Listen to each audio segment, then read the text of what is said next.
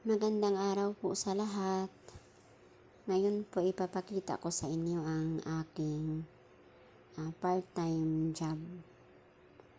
So, meron po akong full-time and then meron din pong part-time.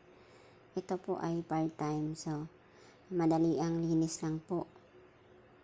Sa umaga, tatapusin ko siya ng mga 10 to 20 minutes. Kaya, konting pagpag lang, arrange ng bed, yung makita lang talaga na naayos na yung higaan nila. Hindi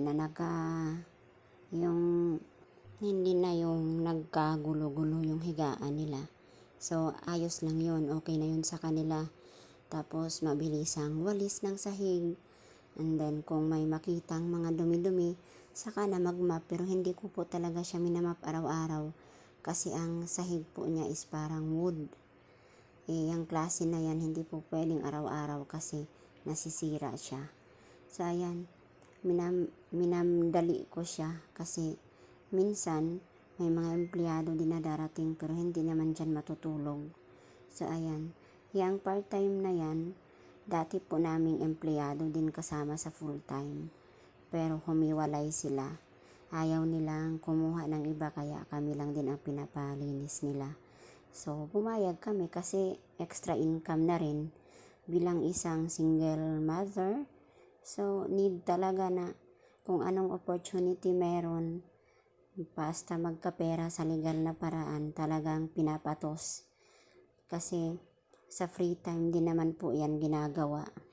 Ang bed nila ay magandang klase kasi garterize yung mga dulo kaya hindi na magkahiwa-hiwalay. Intact lang siya. Konting unat-unat lang sa mga gilid-gilid. So, ayan po yung kwarto nila. Ayan. So, ang nakatira pala dito ay couple. So, yan yung yung harap paanan. So, nandito din yung kanilang yung mga mabubot ng babae. Nagkalat lang, hindi namin pwedeng pakialaman kasi yan ay rules nila. Bawal pakialaman kaya ang aming purpose is bed, sahig, and then yan yung CR.